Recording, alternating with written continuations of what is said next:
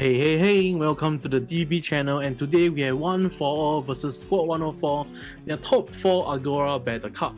Alright, so 1-4, if you guys haven't already watched in my previous video, it is a very strong deck, I'll be very honest with you. Because I mean, a 5k body with cheap energies and of course a bunch of support behind him. What's not good about it? Alright, but of course the weakness of the deck is actually how slow it can be because of the bodies that it can produce in the early game. So decks like 104 should be able to clinch the victory, right? That's what I assume. Alright, so we actually do see the early games of the 0 cost in the front line and the energy line, pushing 1 damage immediately, hitting to a no trigger All Might. So a very good start for the right player here. The left player actually does go for the inherited power, looking at top 4, and in those top 4 we actually do see 2 Dekus, which is pretty unfortunate because I think he's looking for all the 1-4 users and he's just going to actually add it to hand. But however, looking at his hand, I don't think he actually has any cards to bridge, which is very unfortunate, and this does give a window of opportunity for my Squad 104 here. And he does actually contemplate to push out the energy, doesn't only decide to push one though. Very strong discipline right there, as he does go for the Armin here for the on play, draw one, discard one. Does actually discard the one of the Potato Girls option, or rather event, which I think is actually a pretty interesting tag here, as he does go for the Sasha, and let's go for another Sasha in the energy line here. So if you guys haven't already noticed, this deck is actually pretty interesting with all the Sasha variants. That's into the active trigger as well as a no trigger here, and we are down to 4 life already, as we do see the left player actually do top deck into All Might here, which is definitely very much needed because it does actually hit him to the 3 energy which is required in his hand, and he can actually start playing all the cards as just discard one of the 1-4 users here. And if I'm not mistaken, actually we do see all 5 1-4 users already, and with all 5 gathered, we actually do see a 3 cost 5k body with the Deku here. He does actually play the Nana here for the active in the next few turns, and then of course playing the Izuku 3k step, which is basically a 4k here now because he does actually witness 3 or more 1-4 users in the energy line as well as the outside area. Now we do have the AP draw one for the right player here, but he does actually push out 2 cards into the front line here, and playing the Eren Jaeger in the energy line as well as the other Eren Jaeger, basically just generating energy for the next few turns. But with that 4 bodies, he should be able to comfortably deal 2 damage here, of course, but actually left player does go for the right move, does block it, because if he does hit into the active trigger here, he can actually block 1 more attack. So instead of dealing 2, he actually keep it to 1 damage, so very good damage control right there. And we do see the All Might immediately being pushed up to use as a charm blocker here.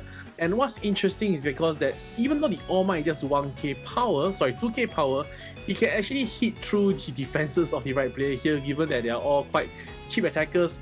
And we do see him actually going for the 3rd successor to actually draw one on one of the Dekus, as he does play the other 5k Deku from his hand, and then going for the Nana here to actually stand active the Deku.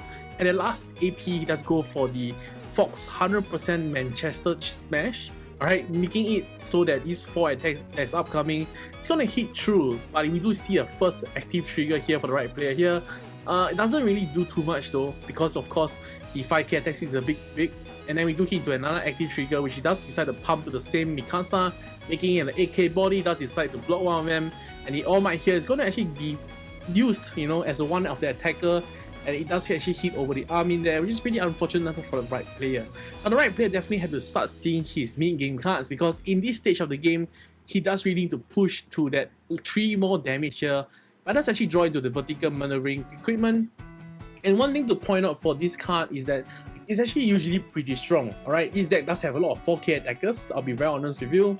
But however, in the face of 5k attackers like the Deku, the maneuvering equipment isn't going to do too much, especially you know, you rather have a special that just kills off the body. As you guys can see here, it's going to be a perfect block this turn with all the 4 cards just being blocked nicely, and that's pretty unfortunate because no damage is being done here, and we do really need to chip the damage one at a time against the All Might, or rather the 1-4. Now we do see the inherited power once again looking at top 4, and I'll say it's actually a pretty busted card because you can actually pick up anything you want, of course just the Deku 1-4s, and it's basically a restand AP as well. And let's go for the Deku here in the energy line, which is a very interesting effect because it does actually have built-in impact 1, and of course when you witness something or 1-4 retiring, you can actually draw one as well, so it actually does compensate itself in terms of value. Now it especially pairs well with the black weight user here after that, because you actually do need to discard one card, and Izuku does allow you to draw one card after, and he do play the third copy of the 5k Deku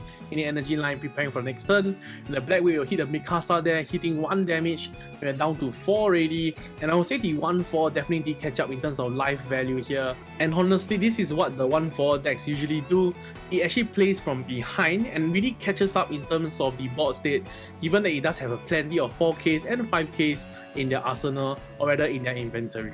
Alright, so the right player do actually go for this turn here, and he really needs to start dealing damage, you know, because he can't actually repeat the turn that he did previously, whereby he actually has all the attacks being blocked here.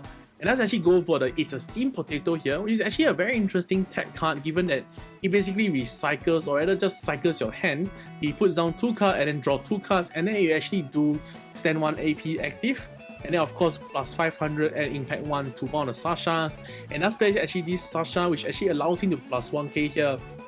Now, can you imagine if the left player actually doesn't run any 5k bodies? You can actually see the potential of this squad 104 deck. It's actually pretty nuts, because it can actually all hit 4k very comfortably, but because of their 5k body, it actually blocks off the aggression and does actually allow 1 through and then hitting to a draw trigger, which is pretty nice for the left player, because he does actually require more advantage. And obviously does draw into the special in his hand.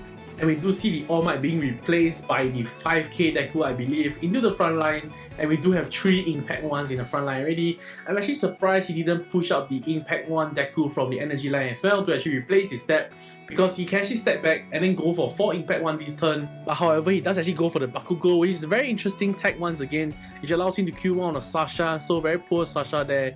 We do hit into the first card being a final. Alright, not going to do too much here. And a no trigger, essentially like a final. And we do actually hit into a special here, which is pretty interesting, but because there's a danger sense in the back row of the energy line, it actually protects the Deku, and no Deku will be dead this turn. So this turn is definitely very crucial, and the only way for the right player to win is actually to deal 6 attacks. And 6 attacks isn't out of the norm, especially for the squad 104. Given that the power of the Aaron rate is very strong, it does have Impact 1 built in, as well as a multi-attacker. So I would say he really needs to see the final as well as 2 error rate if he wants to do the play. Let's actually go for the army in the back line as well as the front line. He's still deciding actually. And I think energy line is the correct way, because if you were to rate 2 errands in the back row, that's where you actually hit the nuts here. But looks like he doesn't. He does actually go for the last AP into the Aaron Jaeger. And not going to do too much here, because you know he does actually need to have 2 to actually end the game. Does swing the Aaron Jaeger and allows him to actually spawn one of the Sasha and giving plus 1k to the Aaron. And once again, I would just have to emphasize that, you know, even though the color was there, but just imagine 104 fighting any other 4k decks. This is pretty much game over if the player doesn't actually have any 5k bodies. Now, of course, the player here is actually a 1-4 user, and he does have all the 5k bodies in the world. Let's push up the Impact 1 Deku finally, and we do have 4 Impact 1s in the front row. Now, to survive this Impact 1 times 4, you definitely need 4 finals back to back in the top deck.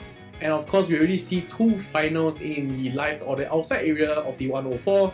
So this is pretty unfortunate, as this is game over essentially. And I would say 1-4 takes the win once again. Now this is the 1-4 deck list with a mix of Class A cards. And this is the deck list, which is the very interesting Potato Girl 104. Thank you for watching till the end, and do consider subscribing, dropping a like and a comment if you guys do enjoy the content.